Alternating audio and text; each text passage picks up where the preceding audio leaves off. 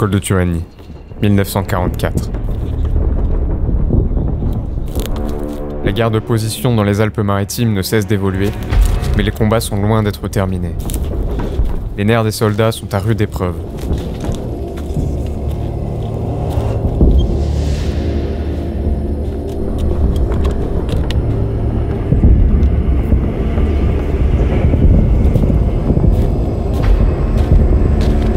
Bienvenue dans une immersion en 1944 et 1945 avec l'association Riviera 44.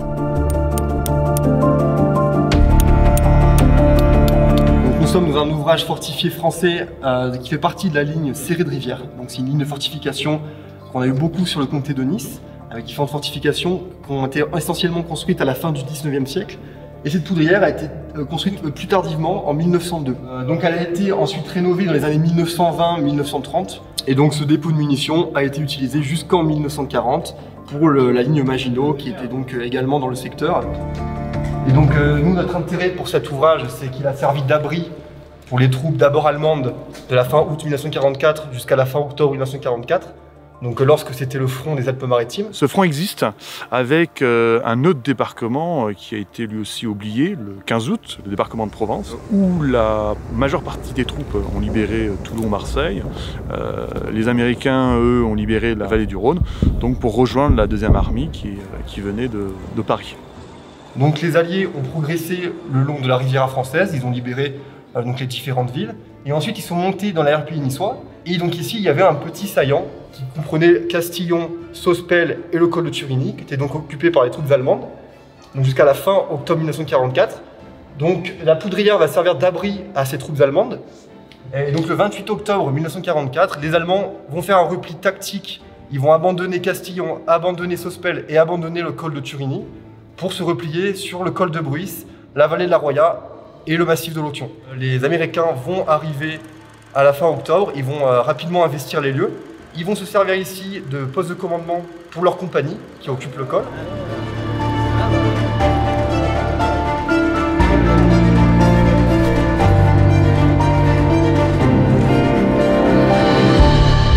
Pléthore d'unités vont se relier. Et au milieu de ce turnover continuel va se trouver une unité portoricaine, d'origine portoricaine, le 65e Infanterie Régiment. Cette unité, le 65e Infanterie Régiment, date en fait de l'époque où Porto Rico va être intégré au territoire américain.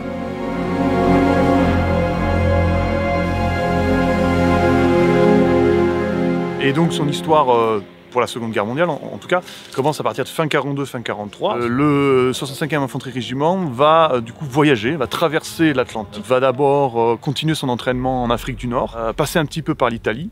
Il va arriver après le débarquement de Provence, il va arriver début septembre 44 à Marseille.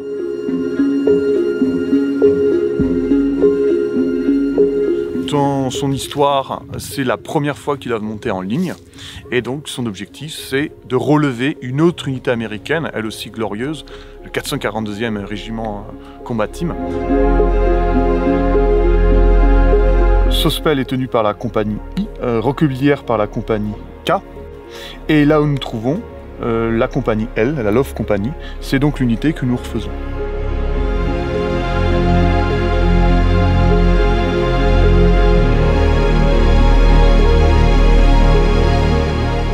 C'est une carte américaine d'époque.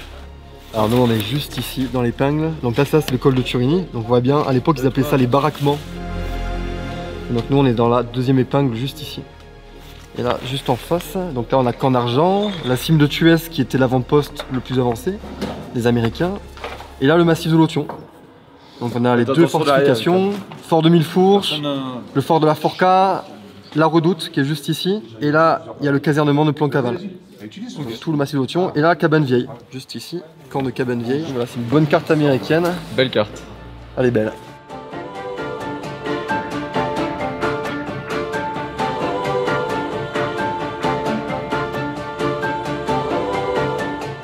En face, On a donc le 107e Grenadier Régiment qui lui fait partie de la 34e division allemande. Et eux, non seulement sont des troupes spécialisées de montagne, mais en plus qui sont là depuis au moins un mois, voire même 2, par rapport aux Américains de la 65e. Donc voilà, on a déjà une différence de niveau combattant. Donc nous avons ici la compagnie L, Love Company, qui est là, soutenue donc par les canons de la Cannon Company de l'Anti-Tank Company. Nous avons ici tout le massif de l'Othion, qui est en fait fortifié depuis la fin du 19e siècle par les Français. On peut trouver encore aujourd'hui des traces de cette fortification, qui vont être en fait réoccupées par les Allemands.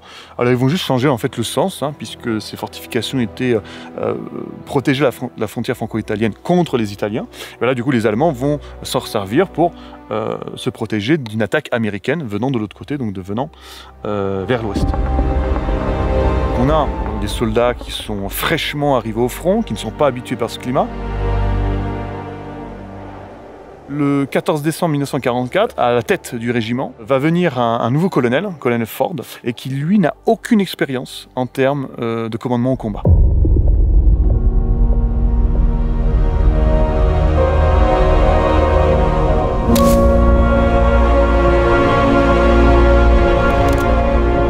En mi-décembre 1944, donc ça y est, ils se sont installés, ils ont pris leur position, et les positions d'avant-poste à la cime de Quess vont être en fait attaqués par donc, le 2e bataillon du 107e Grenadier Régiment.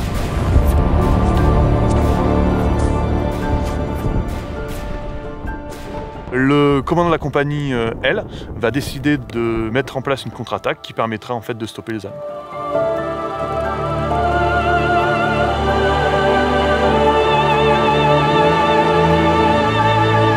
Il va y avoir en fait un moral qui va un peu défaillir. Et donc le colonel Ford va vouloir en fait ragaillardir ses hommes par l'exemple. 4 janvier 1945. Une patrouille est menée par 12 hommes sur la maison du câble. Le colonel Ford, commandant du bataillon, est tué. Le caporal Aristide Calès est gravement blessé et continue le combat jusqu'à son dernier souffle. 3 blessés sont à déplorer. Le lendemain, une patrouille est envoyée pour ramener le corps du colonel Ford, et celle-ci tombe nez à nez contre les Allemands dans une embuscade, se soldant par 3 blessés et 2 disparus. Le corps du colonel Ford sera porté disparu jusqu'à l'été 1945.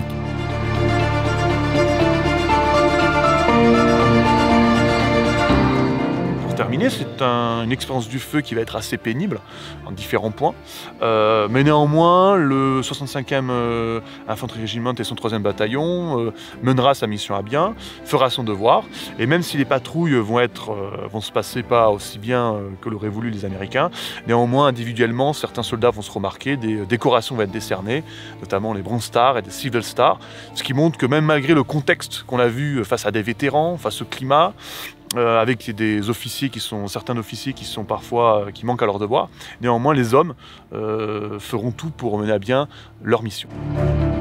Le 26 février 1945, le 3e bataillon du 65e régiment est relevé par le 3e bataillon du 442e Regimental Combat Team et se retire du front des Alpes-Maritimes pour rejoindre le reste du régiment en Lorraine et entrer en Allemagne. De septembre 1950 à juillet 1953, le régiment nommé de Bohrinquiniers se couvra de gloire en Corée au sein de la 3rd Infantry Division. Alors l'association c'est venu à peu près vers l'âge de 15-16 ans quand j'ai commencé à être un peu plus mature. Donc je me suis dit pourquoi pas créer une association de jeunes passionnés.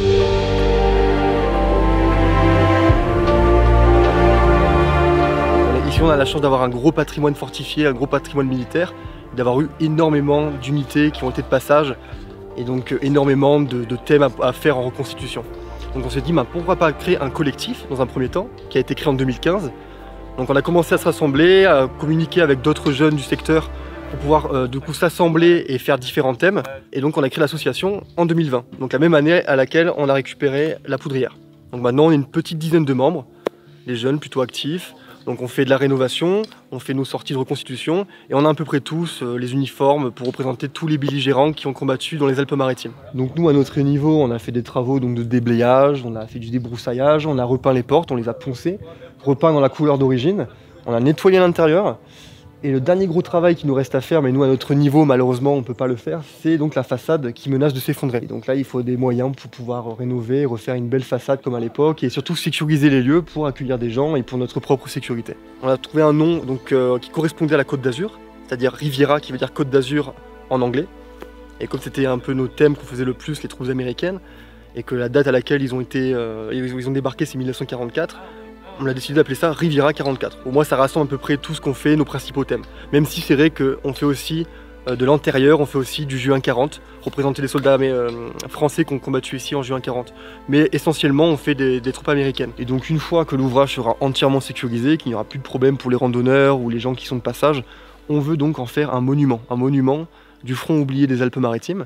Parce que c'est quelque chose que malheureusement même locaux ne savent pas, que les soldats américains et les soldats français ont combattu ici en 1944 et en 1945, et donc faire une belle stèle en hommage à ces hommes qui ont combattu ici. Et voilà, on leur doit ça, et c'est aussi pour ça qu'aujourd'hui on représente ces hommes, c'est pour leur rendre hommage, et on veut vraiment terminer notre devoir de préserver leur mémoire avec cette stèle, qu'on veut donc installer ici.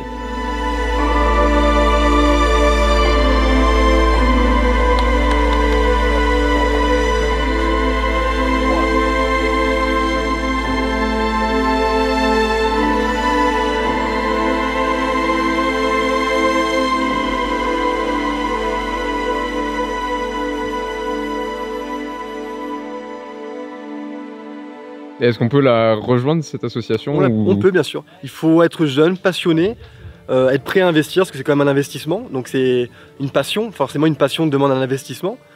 Donc on est prêt à accueillir n'importe qui, tant qu'il est passionné, qu'il a un bon état d'esprit et qu'il souhaite donc régulièrement faire des sorties avec nous et participer à la rénovation de la poudrière. Alors il y a quelques temps, on avait créé une cagnotte qui avait plutôt bien marché.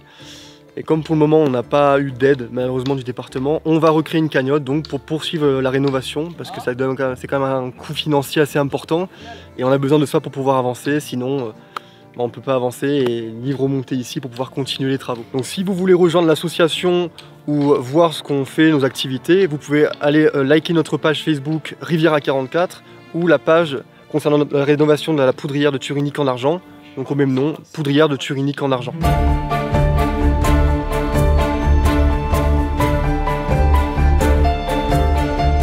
Ça c'était la partie ici quand l'American Red Cross fournissait des jeux de cartes, également des livres et également des habits aussi parce que là on est en janvier, donc janvier 45, donc il fait froid, donc tout ce qui était écharpe, pull, tricoté, donc les soldats restaient en attente. Ensuite, il y en a d'autres pendant ce temps qui faisaient des patrouilles autour pour vérifier qu'il n'y avait pas d'ennemis qui pouvaient les prendre à revers. Et ensuite, la vie de camp était simple, sommaire, en attendant la relève d'une autre unité par la suite. C'est des bottes hivernales américaines, modèle 44, qu'on appelle les Shoepax. Donc ici, les troupes américaines, à partir du mois d'octobre 44, ils vont en toucher massivement. Et également avec les chaussettes d'hiver blanches de ski. Donc ça, c'est des originales. Qui étaient fournies automatiquement avec ce modèle de bottes. Petite présentation sur les différentes rations américaines. Donc les rations étaient au nombre de 3 pour les 3 repas de la journée. Donc à l'intérieur, composé d'une boîte paraffinée pour protéger de l'humidité. Le chewing-gum, les cigarettes, donc les 4 cigarettes, donc le marquage sur les rations. Processed American cheese. Avec l'aigle américain marqué USA. USA.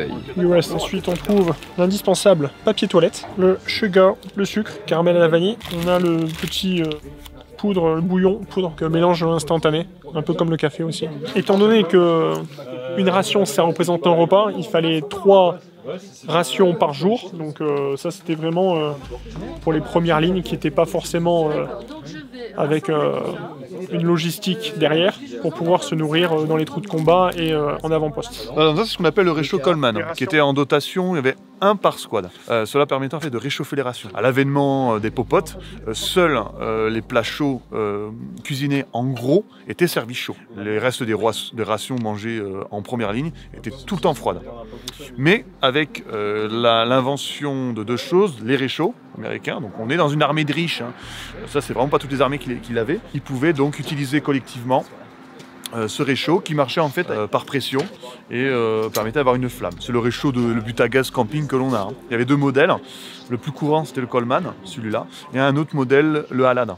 Alors bien sûr, en cas quand il n'était pas possible de l'utiliser, il y avait donc des petites boîtes de conserve qui étaient en fait de l'alcool solidifié et qui permettaient, grâce à un petit support au-dessus, de faire chauffer l'alcool. En fait c'était l'alcool, comme son nom l'indique, en gel, hein, solidifié. Ça faisait une petite flamme et on pouvait poser la boîte de ration ou la gamelle. Autant vous dire que c'était pas très efficace pour l'avoir testé. Rien ne vaut le bon réchaud. En termes de reconstitution, moi je suis un second lieutenant du 65e Infanterie Régiment. Alors normalement, l'officier que je fais commande une trentaine d'hommes. Donc en fait, nous refaisons tout simplement une patrouille qui a pour mission de partir de la poudrière et justement d'aller relever ou d'aller juste savoir quelle est la situation de ces éléments qui ont été attaqués sur la cime de Koes par les Allemands. Quand on va faire notre patrouille, on la fera selon les principes tactiques tels que l'avait appris l'infanterie américaine à cette époque-là, où chacun a son rôle. Il y a avec moi, il n'est pas encore arrivé, mais il viendra bientôt, mon assistant. Il y a un élément qui s'occupe du tir de couverture et deux autres éléments qui sont des éléments de manœuvre. Et ça, cela fait référence, encore une fois, à la tactique d'époque, toujours encore utilisée aujourd'hui, donc où l'infanterie avait pour but, dès qu'elle rencontrait un point fortifié de l'ennemi ou une position ennemie, de ce qu'on appelle fixer, donc par un tir d'appui-feu, contourner, attaquer sur les flancs et détruire, éliminer l'ennemi et prendre sa position. Et cela nécessite aussi des déplacements particuliers que nous apprenons. Et donc nous faisons en sorte vraiment d'être le plus immersif possible, à la fois par l'unité, par le terrain, mais aussi par ce qui était un peu ce qui faisait l'essence même du rôle du soldat, ce que les Américains appelaient à l'époque de faire leur job.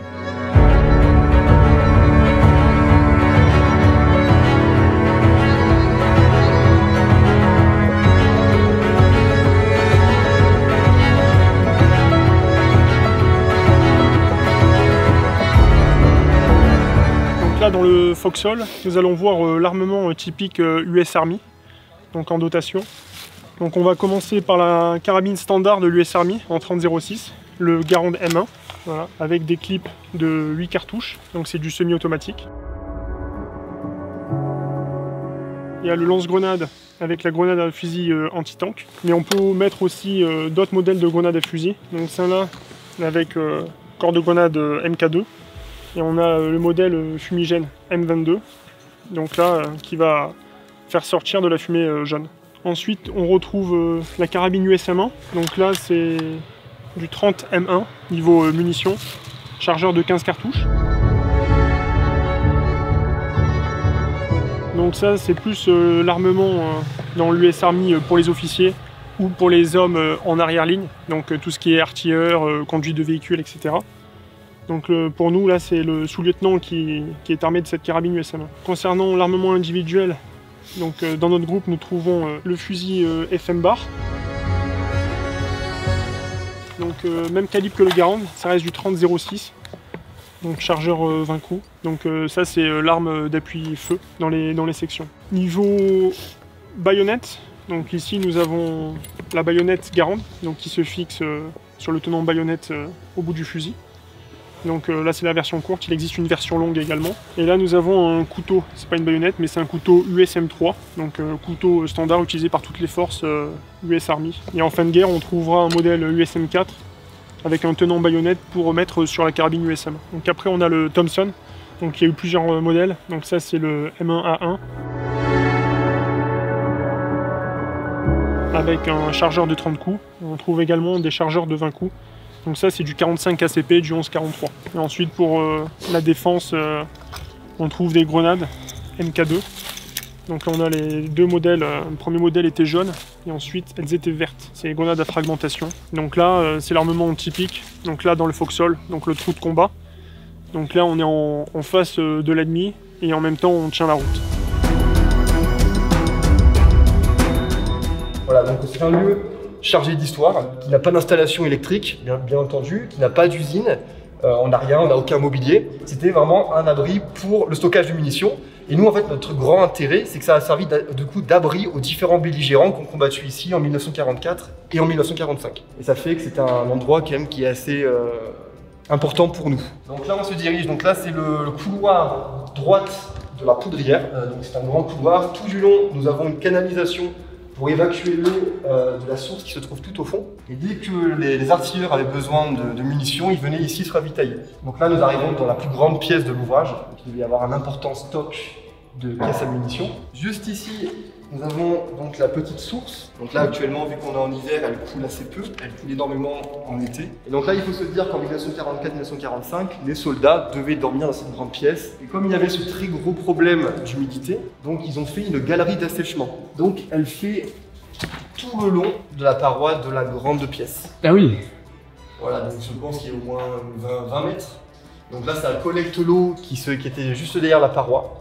Et donc du coup ça évacue, ça va dans la canalisation et ensuite ça va s'évacuer dehors. Donc là je vois une fontaine mais je vois une date dessus, il y a écrit 1932. Donc ça c'est la fontaine d'Elmer qui est sûrement un officier du génie, donc qui a été chargé de rénover l'ouvrage dans les années 30, donc là apparemment en 1932, donc pour l'évacuation des eaux. Et la canalisation à l'époque arrivait ici.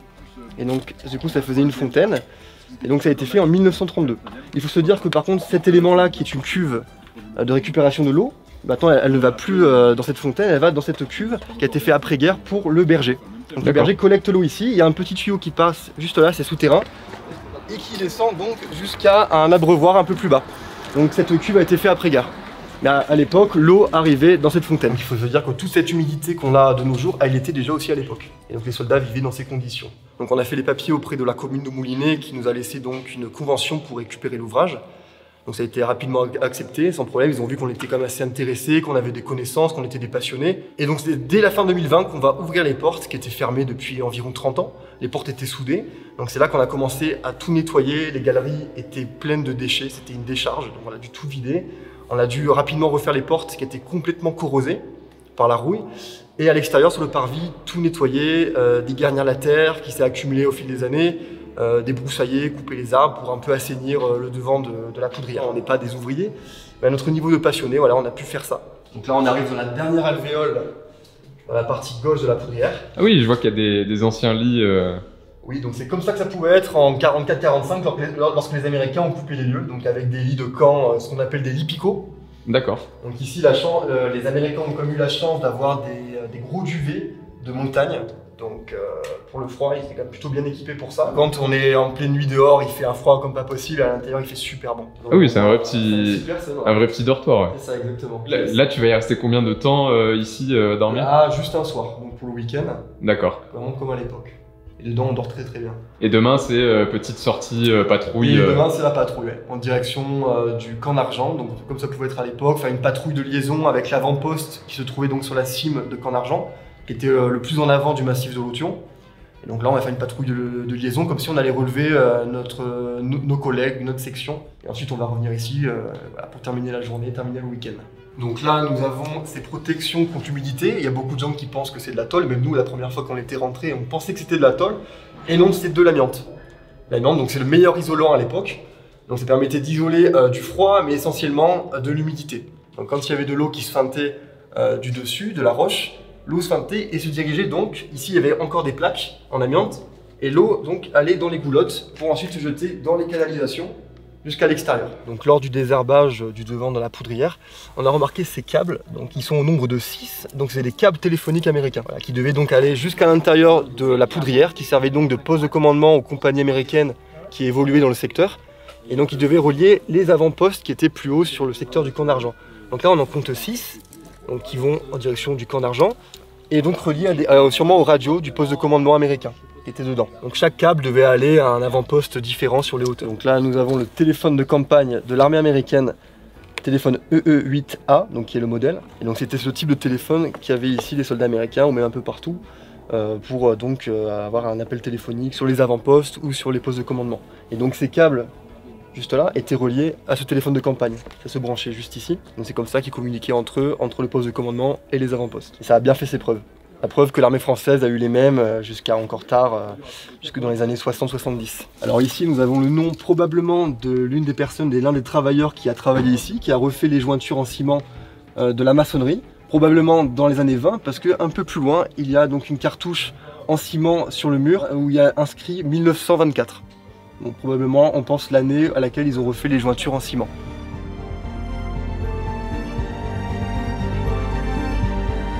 La bravoure de ces hommes, leur courage, leur sacrifice, leur esprit de camaraderie et leur solidarité ne seront jamais oubliés. Le massif de Lotion continuera de faire résonner leur voix jusqu'à l'éternité. Ce documentaire leur est dédié.